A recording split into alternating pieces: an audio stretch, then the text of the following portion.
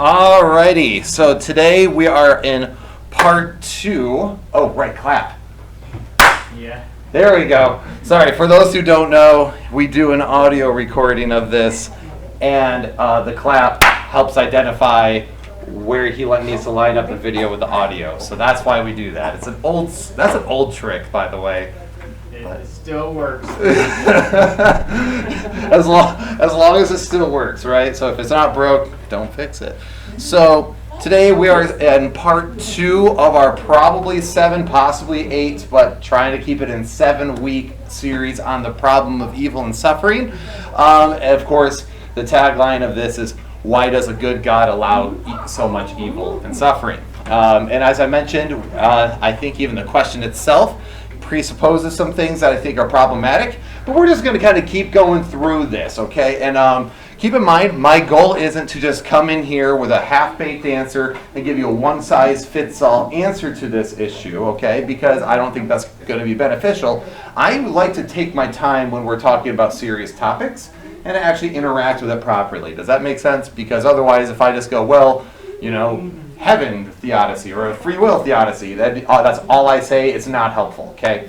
So last week we kind of did an overview of what the class was going to be. We looked at some poor Christian attitudes towards the problem of evil, a lot of the dismissive things, and then we talked a little bit about what we called incoherence arguments. So you guys might remember that. So incoherent arguments. So today, that's what we're going to be discussing, is fleshing out the idea of incoherence arguments a little bit more. So, if you guys remember, an incoherent argument is an argument which is designed to demonstrate that some aspect of theism is incoherent, or just in general, an incoherence argument is saying that something you believe is incoherent. But today we're dealing with what atheism says against theism, so that is what we're doing. Okay, so these are some incoherence arguments. You guys might remember last week we talked about the omnipotence paradox, which is, can God create a rock so big he can't lift it? And atheists, like atheist scholars today, say if you give God all these omnis, then it runs into incoherency. So then there's also the omniscience paradox, which is, do I know something that God does not know, right? Is there something that I can know that God doesn't know?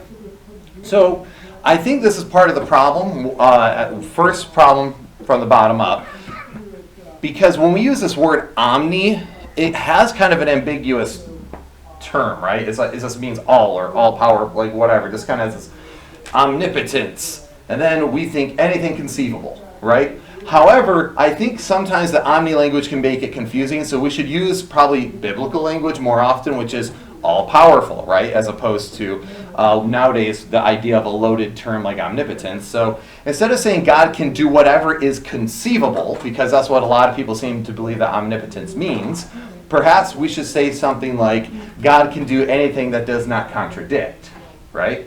So saying that anything inconceivable is a different ballgame, right? You can conceive a lot of things. Doesn't mean it makes it a true thing, okay? Right? Very good. So a good example of these that we brought up last week were square circles. Those don't exist. Married bachelors don't exist. And I'm going to make a 2022 hot take that even the idea of gay marriage doesn't exist, because marriage historically is between one man and one woman in one covenant. So therefore, to say gay marriage is thing is actually an incoherency in and of itself. Does that make sense? Because it's under the covenant of God in Abrahamic sense. So anyway, square circles, married bachelors. Okay, those are your idea of, so those are things that are incoherent. So again, instead of saying God can do whatever is conceivable, we should say God can do that which does not contradict. So, and the reason why is because nowadays, how many of you guys have heard somebody say, yeah, but that's your view, but God isn't bound by human logic? How many of you guys have heard that in your life? Well, God's just not bound by logic. The thing is that in and of itself is trying to be a logical statement, right? So they're trying to give you the logic that God is not bound by logic, which is in and of itself attempting to be a logical argument, and therefore it defeats itself. Does that make sense? So God must be bound by logic, because to say otherwise means you have to make an argument that is logical against logic, which doesn't hold up. Does that make sense? So it becomes a problem in and of itself. It's kind of like the person who says, there is no truth. And you go, is that true? And you just made a truth claim, right? So, let's talk about the laws of logic for a minute. Now, there's a lot more laws of logic than these three, but I just picked the main three because I didn't want this to be only a logic course, okay? So, Main four. okay, all right. I'll let you add my fourth one, okay? Okay. I was actually funny because when I put up the three, I was like, Jordan might freak out if he's there and I didn't include the fourth. And then you're here and then you're like, the fourth! I'm like, I knew he was going to. See, I too am omniscient. Just kidding. All right, so we have the law of identity. P is P. Now, a lot of times in philosophy, P just stands for proposition, okay? So don't let it get too, a lot of times people say A is A, that's fine too. So a good example of the law of identity is something like a non-venomous snake is not venomous. Whoa, I know, I'm glad you guys are here. A non-venomous snake is not venomous. So if someone is scared of a non-venomous snake for fear that it's going to poison them, they're being irrational. Does that make sense? Okay, because another example of this I thought this was kind of a fun one, was that if somebody is lactose intolerant, and they open up their fridge and they see two opaque plastic bottles in the refrigerator. One bottle is labeled milk and the other is labeled orange juice. The law of identity states that the bottle labeled milk is milk, which would mean that that person would get sick from drinking the milk, but the bottle labeled orange juice is orange juice and would be guaranteed not to make him sick. Okay? Most of us automatically go, law of identity. A is A. Then we have my favorite law, which is most people's favorite law, which is the law of non-contradiction. Many of you guys probably know this because you use it against people, right? You just contradicted yourself, right? We say that all the time. Or politicians, they contradicted themselves. Ellie, you can, okay, you can bring her out. If she needs to come up here, she can. So, cool. All right, so the law of non-contradiction, P is not non-P. If something is true, it cannot not be true at the same time. If it is not true, it cannot be true at the same time, okay? So evil cannot be good, and good cannot be evil. Does that make sense? Okay, very good. If that doesn't make sense, we need to start a little bit further back. So, another claim is this. One religion might say that there is no heaven, and another religion says there is a heaven. But then if somebody says that both religions are true, you are saying that a contradiction is true. Does that make sense? So the law of non-contradiction means that we have to be consistent. We can't contradict. And then, of course, the law of excluded middle, which is P or either P or non-P. A good way to explain this would be like, it is either day or not day, right? There might be in between day, but that's still day or not day, right? So the afternoon is still day, even though the sun might be going down, okay? Law of excluded middle. Another way to put this is a proposition is either true or it is false, right? Either it's true that the sky is blue or it's false that the sky is blue, okay? So you're either, or another good way is you're either at church today or you're not. Okay? Is that a fair way to put it? And now, Jordan, what is the fourth law of logic? Law of rational inference. Okay, and So the law of rational inference is what makes logic worthwhile, because if your premises are true, the conclusion necessarily follows. So if you say God wills evil and what God wills is good, then the conclusion necessarily follows that evil is good. Okay, so, all right, so does that make sense? I didn't include that because So it's the law that you can make deductions? essentially, yeah, the law of rational inference, you could, yeah, so what the two Inference premises, and the deduction are not the conclusion, same thing. right. So why did you not include that one? Oh, just because when I talk about the nature of God, I just wanted to make sure we talk about the ones that be like, okay, now does that, if God is God and He is good, so God is good, so A is A or P is P, and He does not contradict Himself because He cannot contradict, and He is either good or He is bad. There's no excluded middle. I'm like, if we're talking about the nature of God, that's why I'm like, all right, let's just talk about the things that I think are. Granted, the law of rational inference, this entire class is dealing with the law of rational inference, I think, to a large degree, but it is important, so I probably should have included it. But I was just trying to not get hung up. Inference and deduction, one argues from specifics to generalities, and the other argues from generalities to specifics. So it's just which way you're going. So, all right. So, and there actually are other laws of logic. You can look them up. You get all sorts of them, but those are the ones that Aristotle made popular, and these are the ones that I like to probably run with because I think it kind of helps us give a good frame of reference when we're thinking, okay, about things, especially about something like why would God allow or does he allow evil, right? So, all right, cool. So, if God, and here's the thing. So, let's go back to the law of non-contradiction for a second.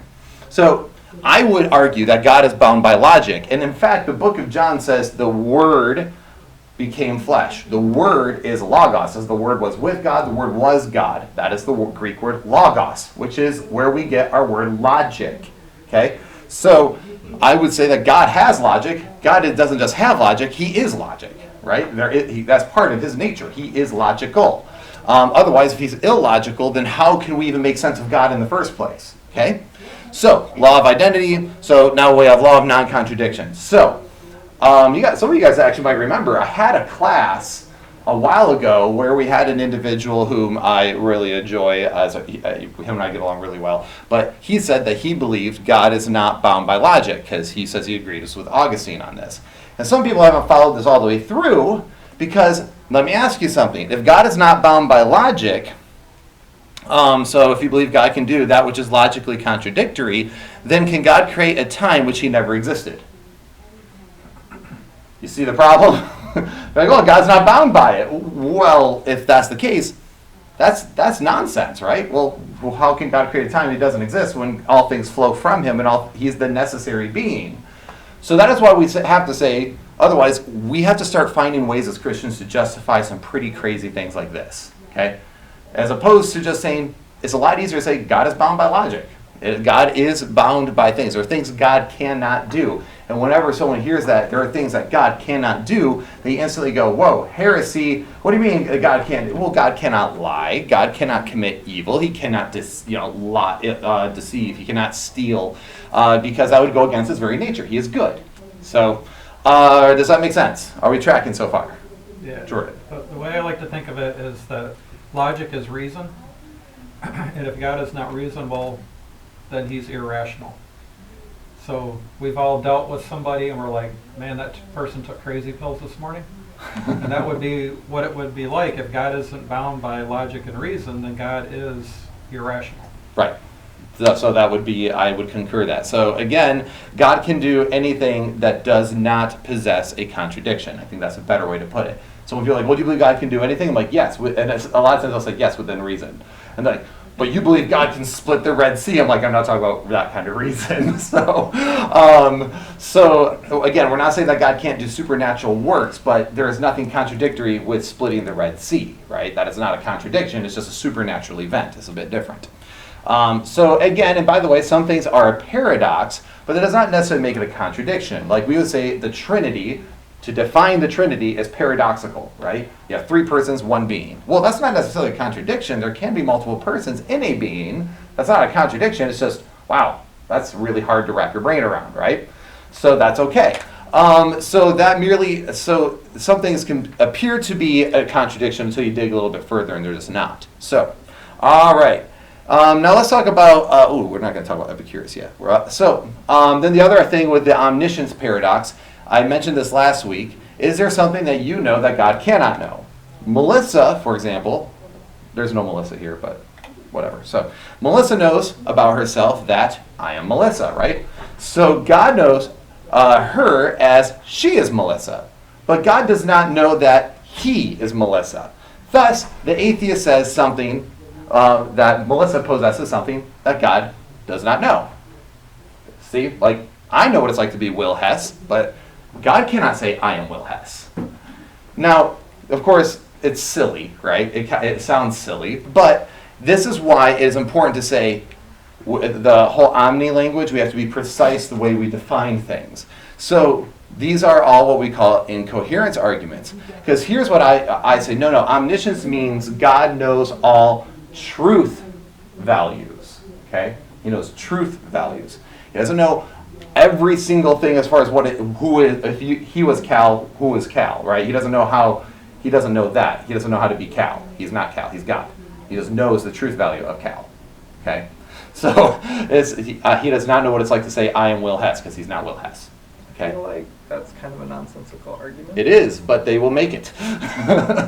So that's why he knows truth values. So it's more important to say probably he knows truth values, which is something like, I even think God knows counterfactuals, right? So I believe that God knows counterfactuals is one way you could put it, which he knows what could have been, right? So if you did not go to church today, he would know that what it would have been like if you stayed home today. He knew you made a choice. He knew what was going to happen in the future, all those things, because the future is contingent upon choice. So, okay, makes sense? So, now I just got lost. Things that could have been, he doesn't know. Oh yeah, so again, he knows things that could have been, but he doesn't know about himself, I am Melissa, right? He doesn't know that proposition because he knows truth values. So that would be a false proposition. So these are all examples of incoherence arguments, which is why you said it's like a really bizarre argument, which it is. But that's what happens when you get into what we call incoherency. So are we tracking so far on all that, now that we've talked about incoherence arguments for a minute before I move on? All right, it's either I'm a really good teacher or I'm a really bad one. All right, so, okay, cool. Now let's talk about Epicurus. You guys will hear of this other thing called the Epicurus paradox, or the Epicurean paradox, or Epicurean dilemma. Those are all things that you hear people bring up. So Epicurus was a Greek philosopher, and he was a hedonist. Those who do not know what hedonism is, it basically believes that pleasure is the purpose of life. Okay, so hedonism is all about self-service, essentially. So he was a hedonist, looking only for pleasure. He died in a bathtub, by the way, of kidney failure, completely drunk on wine. So he followed through to the end.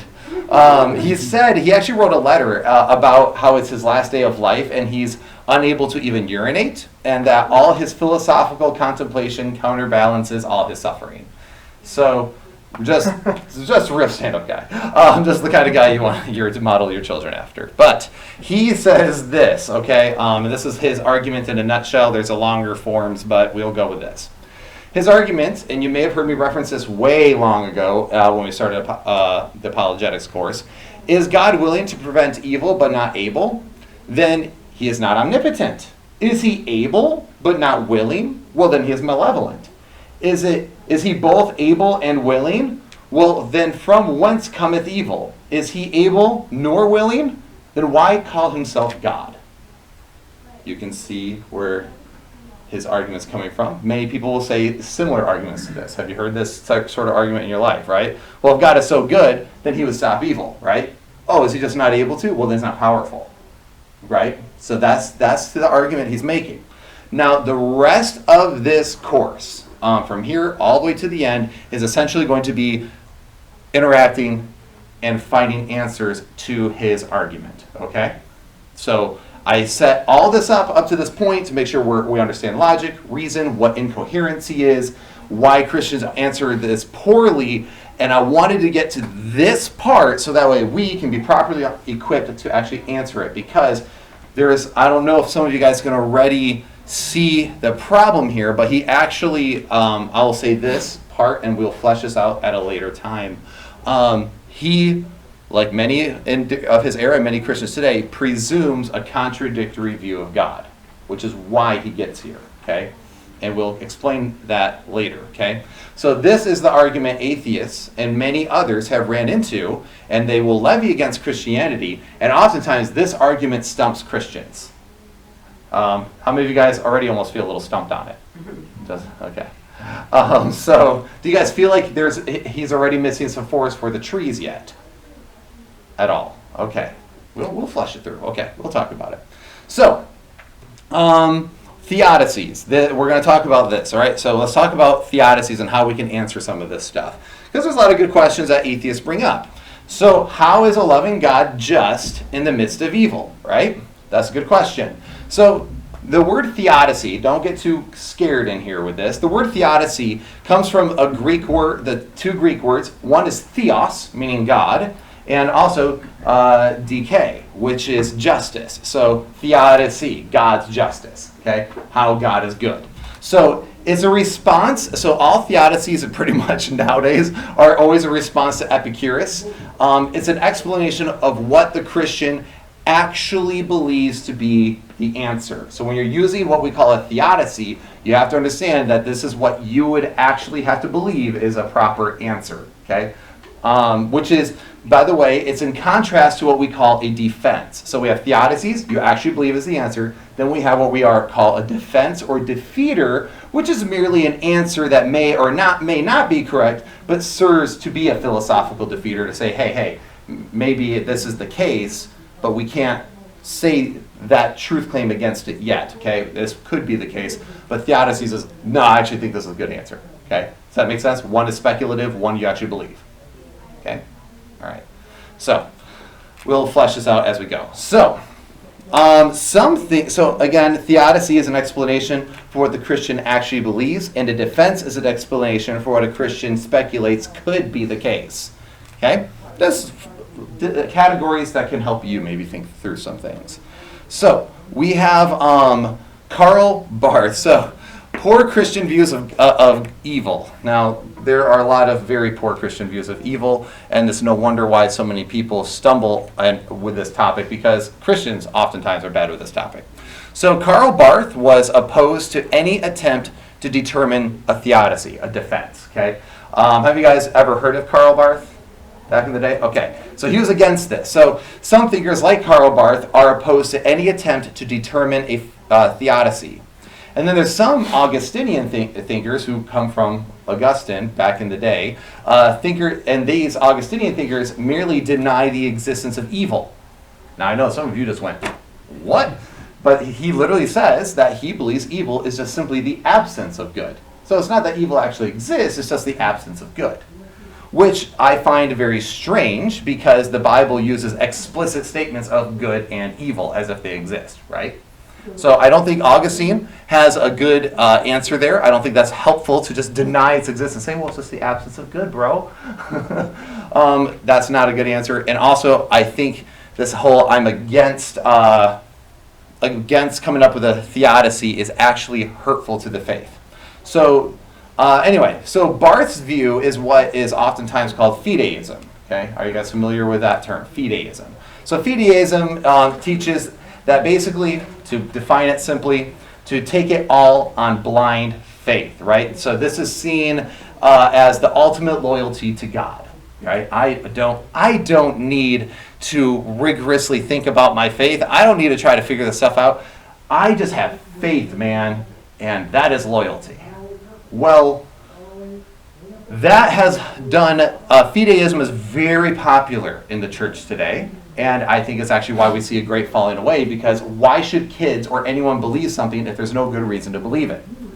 Many of us hold different thinkers throughout history, like C.S. Lewis, to like high-end, wow, this guy was so brilliant, he taught so much.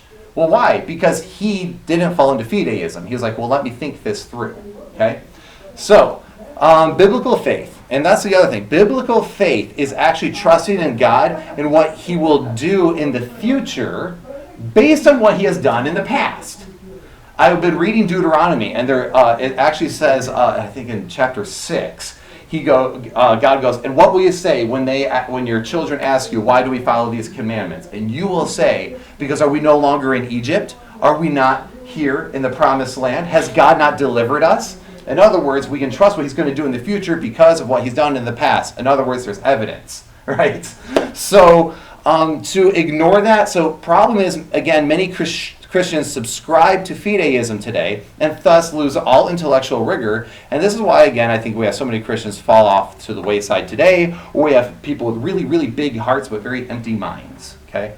Vodi Bakum said something like that once, and even a blind squirrel finds a nut every once in a while. So you don't need to, and you'll hear things like this, and I've heard it actually in every church I've been in. So even Frontline notwithstanding, I've heard this. You don't need to defend God. God can defend himself.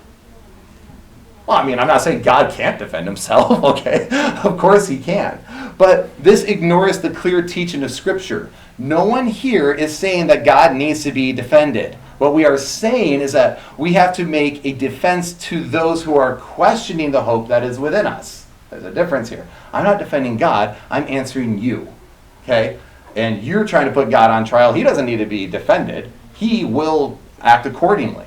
However, it is my job to make sure I'm answering the questioner. So God uses means and what we call apologetics, which is what we're doing in this class, as one of the many means, along with loving one another, serving one another, and a lot of other means by which to proclaim the gospel. So, cool. All right, now we're going to keep moving forward. So, Christian views of faith, like I said, fideism, take it all on blind faith. Biblical faith is trusting God and what he will do in the future because of what he has done in the past.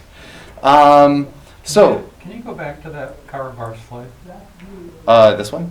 Yeah, so here's what's kind of hilarious about that slide. So Augustine said that evil is the absence of good, it doesn't exist. So like if you have your favorite shirt and you rip a hole in it, and that's evil because you just tore your, right? So the hole in your shirt is the absence of shirt. And that's what he said evil was. So first he says, evil is the absence of good, it doesn't exist. Then he changes his mind, and he makes his theodicy, and then he says, it's good that evil exists. So he contradicts himself. So when Augustine said it's good that evil exists, he had to reject logic applying to God's goodness. So this is around year 400. Then John Duns Scotus in the Middle Ages develops what's called nominalism, which says don't think, just believe. And then Karl Barth uses John Duns Scotus, don't think, just believe, to develop fideism, which comes from Augustine's theodicy, and he uses Augustine's theodicy to say don't think, just believe, to develop fideism, which is based on a theodicy, and then he says, don't do a theodicy. It's just, yeah. The history of that's why when I said that The this irony is so rich. Remember when I said that this book is really good, but the first chunk I disagree with is because he uses that Augustinian view, which is it's good that evil exists, or there can be good that evil exists. And I will say that I disagree with the rest of it's good. So just so you guys are aware, that's what I was hinting toward last week. So, all right. Now let's talk about different types of knowledge real fast as we're going through this. So we remember last time we talked about truth. Truth must be coherent, right? But it also must be connected to a fact and reality. So now let's talk about types of knowledge, okay? There's what we call ectypal, which is knowledge that we're able to get from the Bible, and what we call general revelation. It's the way God has revealed himself to all mankind through his creation. So there's a lot you can know about God, right? So for ectypal knowledge that we are able to get from the Bible, and general revelation in the world and creation. So these are ways we can know things about God. Then we have archetypal knowledge we cannot have, nor is it possible that we could ever know about God, okay? So these are the two types that you're going to have. Archetypal, we just don't know. Ectypal, hey, the things we can know, okay? You guys aren't making sense here. The reason why that's important is because a lot of people nowadays, I can't tell you how many times I've heard this, like with people with fideism or Karl Barth. So the problem of evil, or Karl Barth would say, is archetypal knowledge. We cannot know why God allows for evil. We will one day know in heaven, but we cannot know now. So we just must stop thinking, just believe. Okay? So that is what they're arguing for. I argue that actually we can know through ectypal knowledge. That's going to be the whole goal here is to show the fact that you can answer this. Okay? So, Well, yeah. Go ahead. Everybody has, put that back up. Everybody has an archetypal knowledge about God, because everybody says that God is incomprehensible, but depending on what way. So, like for Aquinas, God is incomprehensible in his essence, so we cannot have, nor is it possible that we could comprehend the essence of God. And then, like Augustine and Calvin would say that God is incomprehensible in his goodness.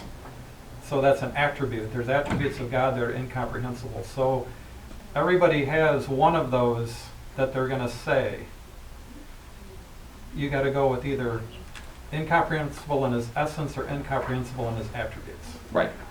So that's why I was going to get to. I'm just dealing with only the problem of evil, right? Right. I think so we then can. you would say that with the however you Archetypal? say that. Yes. Yeah, that you can know what the attributes of God are. Exactly. Therefore, it's wrong to say that God is incomprehensible in his attributes.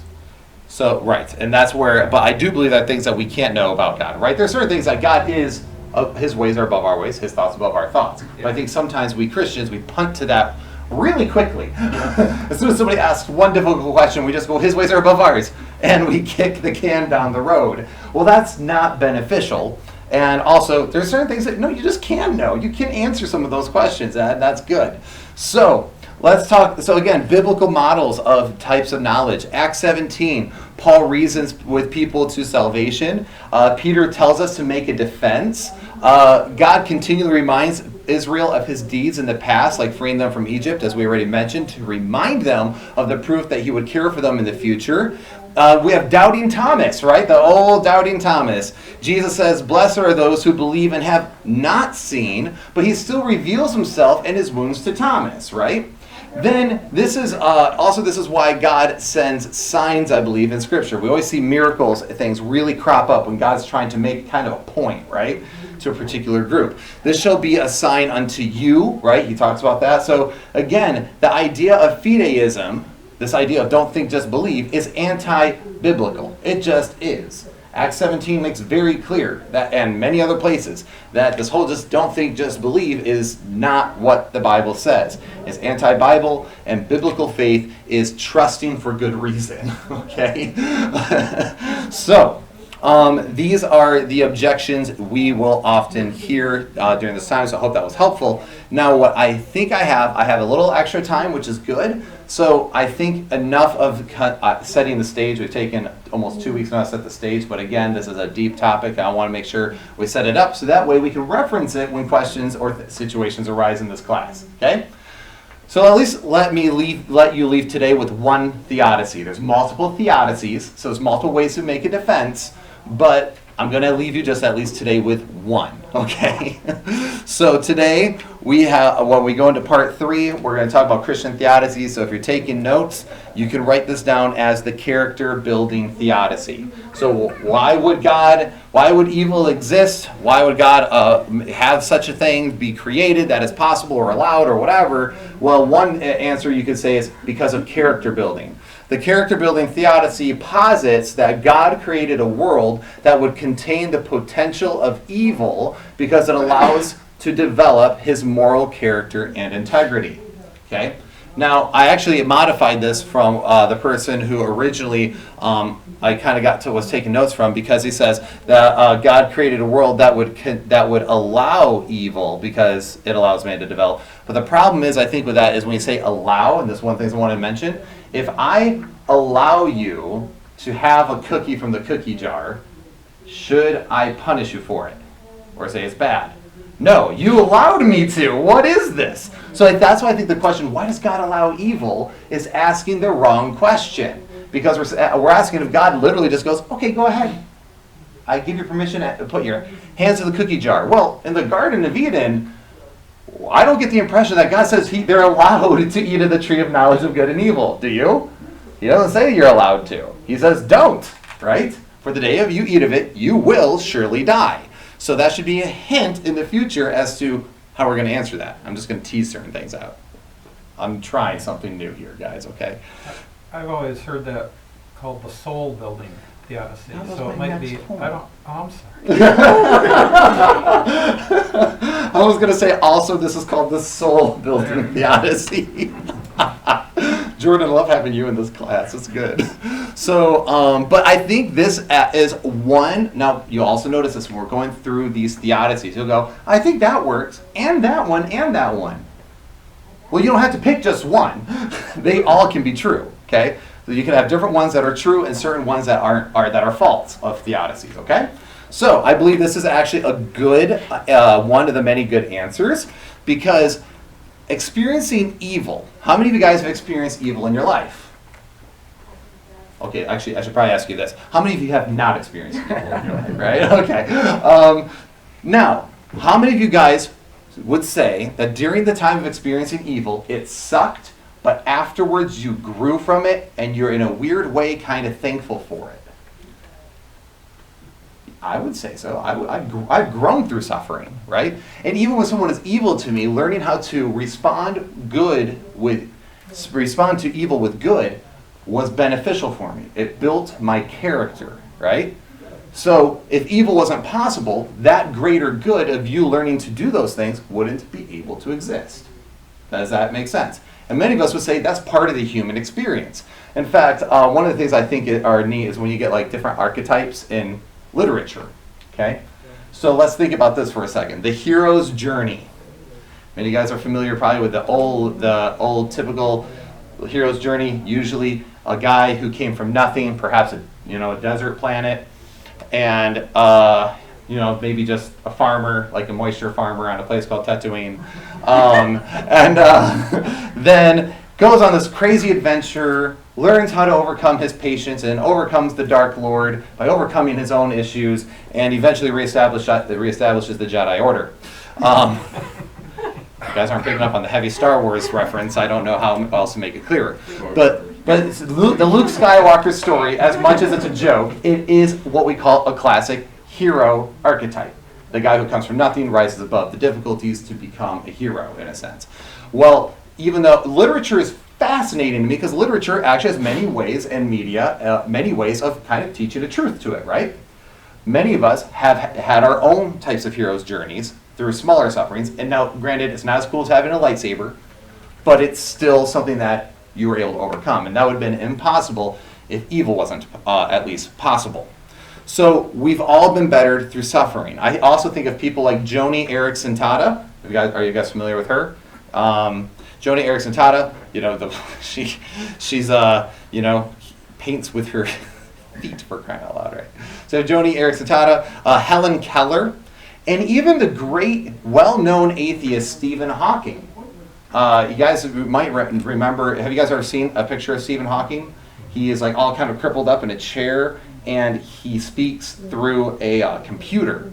And he is known as a fantastic scientist, even though he was an atheist. But when people hear these stories, oftentimes we're inspired, and they inspire the world by how they have endured hardship and still came out the other side, using that hardship to do something amazing, right? So that is one of the many. So we've all been bettered by suffering in some degree. But I do want to make sure I mention some criticism. So if all you have is the character building theodicy, you might get levied some accusations like, well, this still makes God the source of evil. I actually disagree with that part, so I didn't include it here because I don't think it's a very valid criticism because I modified it to say potential. So God is still, the other thing is God could have created man already glorified. Like, why do we have to suffer at all? He could have created us already glorified. Another criticism you have is the theodicy fails to address what we call gratuitous evil. You're going to hear me use that phrase often. Gratuitous evil. Gratuitous evil is basically pointless suffering, right? We're going to talk about that, like the animal that suffers in the wilderness and dies, okay? Like the cantaloupe being eaten, that's gratuitous. And do we really need that? Okay, so that's one of the things that they will levy. So these criticisms, though, are only valid, okay, if there is no other defense than this theodicy. Does that make sense? So if this is all we had, these criticisms would be valid. But it's not the only answer we have, so therefore we can actually dodge those and actually answer them. So many would also argue that God could have created a world where gratuitous evil doesn't exist and only soul building does. I think that is cause potential for problems, right? Because of then at what point do you say something is gratuitous, and what point is it not, and what point is only used for soul building? Okay, who gets to make that call? So this is also, you'll hear so we have character building theodicy or the soul building theodicy. There's also this, the greater good theodicy, which is some of this stuff allows us to serve the greater good even though we're suffering, right? So that's kind of a similar idea. So that is the character building theodicy. Next week, we will talk about the remaining theodicies. We will have the heaven theodicy. We will discuss at length the reformed theodicy. We'll talk about open theism theodicy, free will theodicy, and we will examine free will for a little while. and go from there. Hi there, honey. How are you? So, any comments so far on these theodicies or anything we've gone over? We have a few minutes. Ben.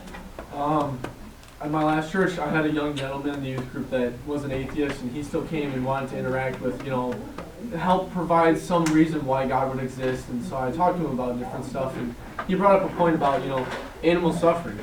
And when he brought that up, I was like, this is the most pointless thing ever. If that's what's holding you up from not believing in God, you just don't want to believe. I don't know. It's actually become a pretty popular atheist argument in the scholarly world right now. I just don't get that at all.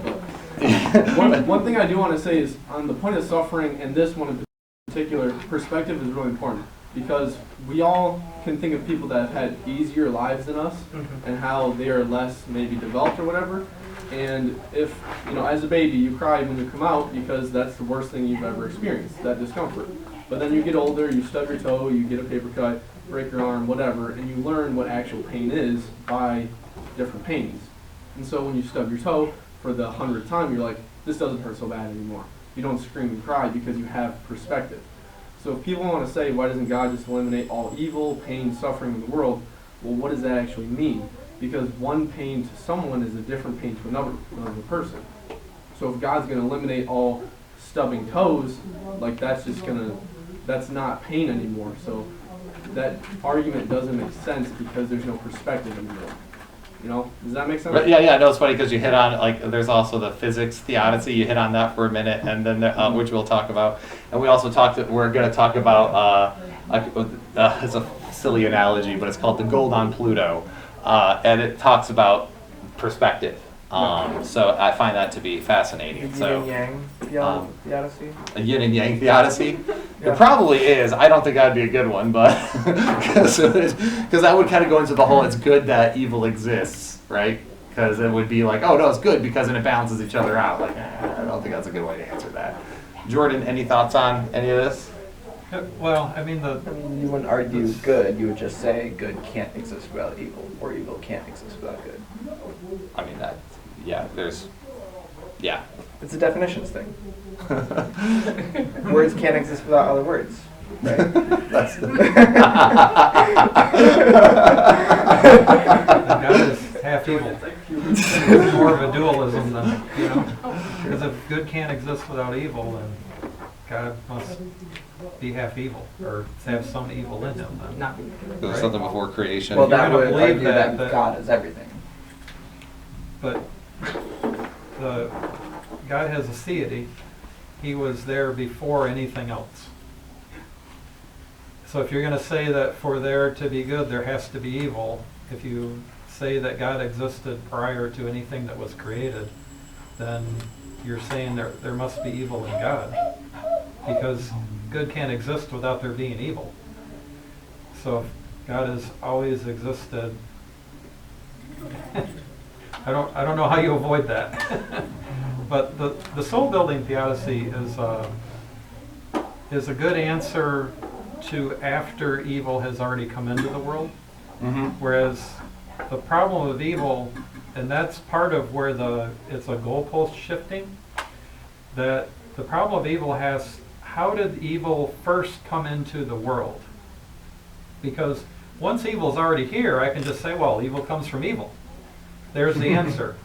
So, but the Epicurean problem of evil asks, how did evil first come into the world? Because if God is good and all-powerful, then he would have wanted to and been able to stop evil from coming into the world. So you got to make sure that the goalpost isn't shifted from how did the first evil come into the world to how does any evil take place. And the character building one is a good one to use when you're talking about Even suffering today. Right. Once evil has come into the world, now you can stick your hand in the stove and burn your hand off. So it's good, right? That when you touch the hot stove, that you feel pain so that you don't lose a finger, right? Or burn all the... In fact, when someone... Right, put your hand on a hot thing and burn all the skin off. I guess the difference is between the word existing and using it. Right? And the whole words can't exist without of it. It's if you're talking about after evil has already come into the world, or how did the first evil come in? You can Sure, yeah. It's a Yes. note that hasn't been signed, right? Right, so you have to That make a doesn't mean distinction. that- Are you yeah. talking about how did evil first come into the world? Or are you now saying that after evil has come into the world, that evil No, I hasn't? was just talking about the possibility, Oh, right, so. right? So right, it's but like, you're it's saying- like, See, yeah. that's why I don't, the definition says potential of evil, which Yeah. is like possibility, and, right. So yeah, you can't, no, in that sense, yeah, you gift can't of have the something possibility makes it of, possible. right, Yeah, that's so- what I was you talking can't have the about. full possibility, I right. didn't mean good necessitates evil, or evil, like, as in for every good there has to be an evil. Okay. I meant that in order for the possibility of good, there has to be the possibility of evil. for there to be true For freedom. For there the to be meaning freedom. of good Sure. to, yeah. Yeah. For there to be, Yeah, yeah, I was just true talking freedom. about your yin yang thing, where if there is. Jordan's like, I was just throwing your dualism out the Yeah. window. Yeah. So, sorry, I didn't mean to. No, no, you're I may have good. not misunderstood. I like, may no, have misunderstood. honestly, I think actually through the discussions like this, it spider webs and allows people to have conversations and start going, oh, but what about that? And, you know, sharpens each other. So, any other comments on this? Is this going to, okay, so far do we understand what I mean by incoherency? Because I hope at this point we know. Okay, understand why the types of knowledges are important, that we can know things about God, and also theodicies. Do you think already that this could be something that you can use in the future? Cool, very good. All right, so next week we can start talk about heaven theodicy, and we'll see how far we get. I have a lot planned for next week. We'll see if I'm able to get there, but mainly because I have to talk about the free will theodicy and the reformed theodicy in one sitting.